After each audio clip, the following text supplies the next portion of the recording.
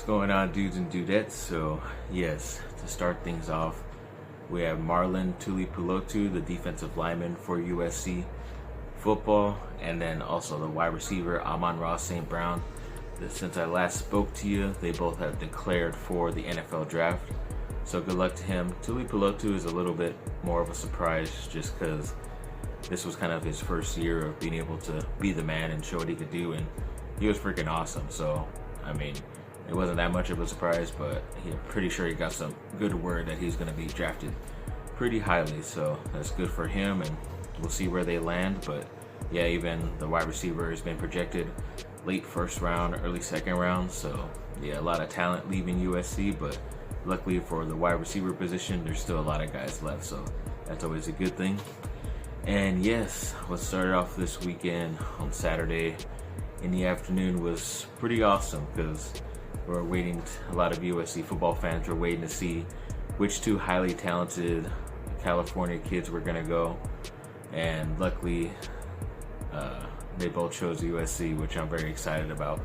Korey Foreman, the number 3 overall player, if you look at places, he's number 1 overall player come out of high school, out of Corona Centennial, the defensive end. He chose USC after committing to Clemson last year and then decommitting and mentioning he wanted to play closer to home and all this other stuff. And I guess it must be looking good for USC, no matter who the coach is, because they are still getting guys drafted and a lot of guys are declaring early.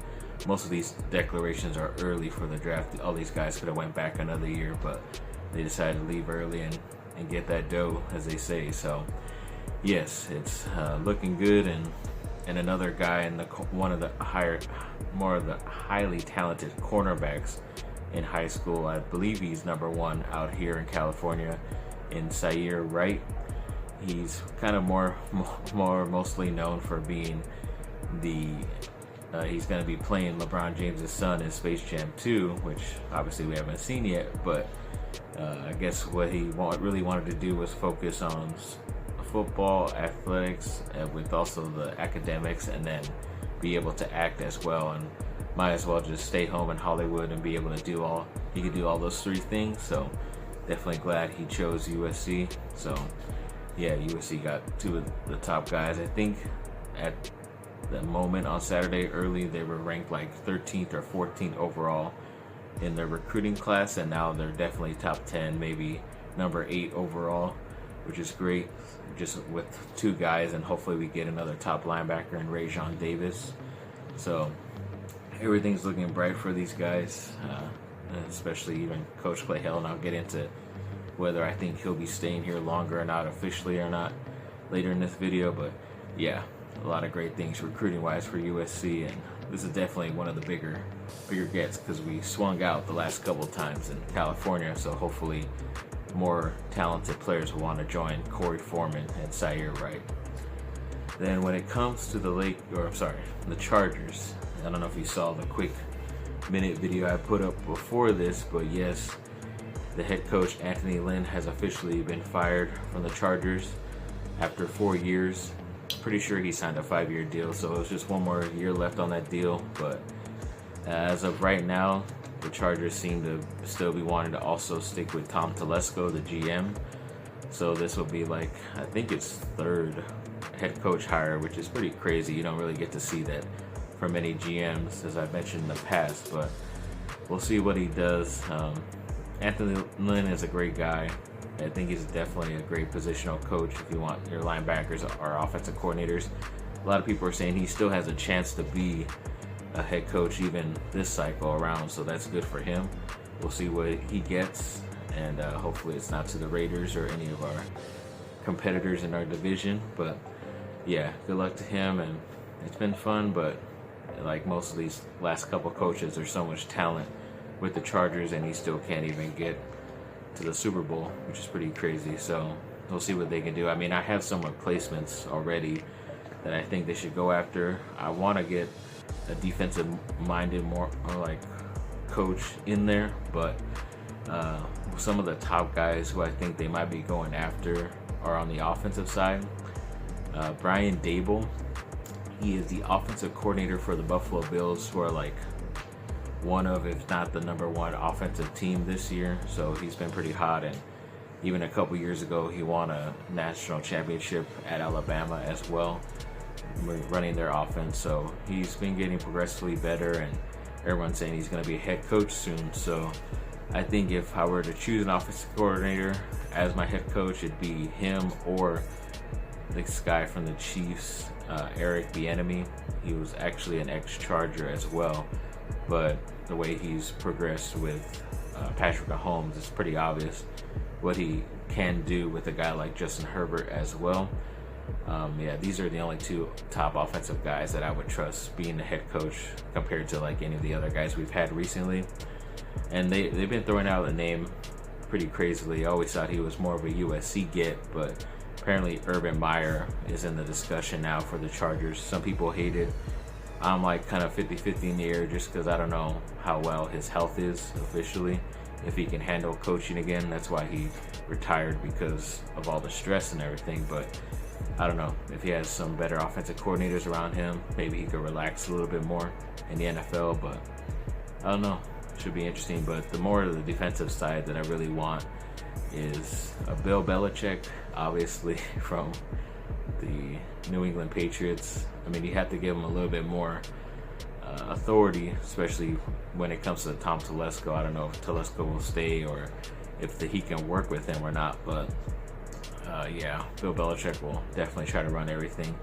It could be a good thing too, because he's been great. He knows what to do with a couple tweaks and changes here and there with certain players, trades, or changing their mechanics, and they look great. So I don't know, it could be an awesome sign. But another guy a little bit younger is Robert Saleh of the San Francisco 49ers. I mean, just last year he led them to the Super Bowl with one of the top defenses, and even this year with a lot of injuries with their main guys on the defensive line and everywhere else, they still have had a pretty kind of okay defense. But I mean, this is a guy I think future-wise you can keep him for close to 10 years, and he could be very solid for a guy like Joey Bosa and Derwin James, Kenneth Murray, guys like that you have on your defense. So definitely a couple guys to look forward to, but let's keep moving on. So Coach K of Duke, they had to cancel this Saturday's game against Florida State when they flew down there because apparently he was in close contact with someone with COVID, so he had to step out. But then they found out that even some players from Florida State's area had gotten COVID as well, so that's why they officially canceled everything. I mean, as of right now, he's doing fine from what I hear, which is good. But yeah, it's just a tough situation. I haven't seen Duke play in almost a month, so it's pretty crazy. And then yes, the Los Angeles Lakers are still on the road, and as I mentioned before, this is the second game they played against the Spurs, and they ended up getting this victory as well. Once again, down a little bit more to the wire, but it was a good back and forth game, as the last one was as well. But at least they were able to get this victory. That's the main difference of having Anthony Davis and LeBron James on your team. So yeah, I didn't mind this at all. It was a pretty good victory for them. And then I saw a trade proposition someone did, which I think is interesting for the Lakers' future, but I don't know if it could solidify them as the number one team to win a championship this year. But someone mentioned that they traded actually with the Spurs for their star point guard, DeJounte Murray, who's still on a rookie deal, but I think they have like 3 more years left on that deal. And then you would trade Dennis Schroeder, who you recently traded for, but he's making like $15 million and probably going to end up making more and once this next contract after this year. That's if he stays with the Lakers, and a second round pick. And at least you get to keep Murray, a younger, talented point guard, on your team and see what you could do. But yeah, be interesting to see what the Lakers want to do towards that trade deadline. And then, yes, Mike Bohm, the athletic director of USC, they say he's kind of playing the waiting game when it comes to Clay Helton, because I even forgot that Helton signed a 5-year extension in 2018, so we're pretty much stuck with him until 2023.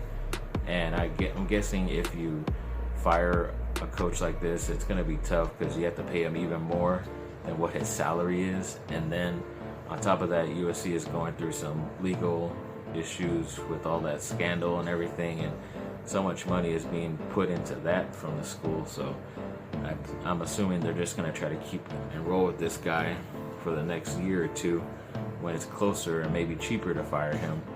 But yeah, as of this season coming up, I'm pretty sure Clay Helton is going to be there. A lot of people are going to be upset, true USC fans, but we just got to ride it out and hope that a good enough coach is available by 2023. But just got to hope. And then I was reading a new mock draft they did on Bleacher Report for the NFL draft, saying the Chargers were picking 12th and they were going to take an offensive tackle, which is great, but they're picking a guy I can't really trust right now, and Elijah Vera Tucker out of USC. You'd think I'd be happy they're picking a USC guy, but I just haven't seen him play that position consistently. This was his first year doing it, and numbers wise he was good, but at times when he played against the better competition, like a Kayvon Thibodeau from Oregon, who's just a beast and he's only a sophomore, he destroyed him and ended up injuring him as well. So I don't know, there's a couple guys in there that I think you can take a chance on, or even move back in the draft, as I always say. But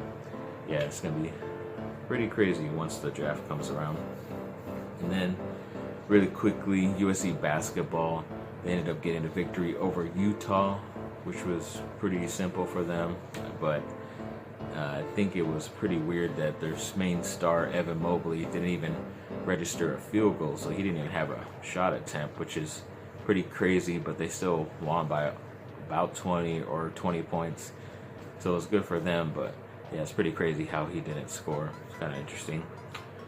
But yeah, I think I'm running out of space right here, so I'm going to convert this real quick, and I'll be right back.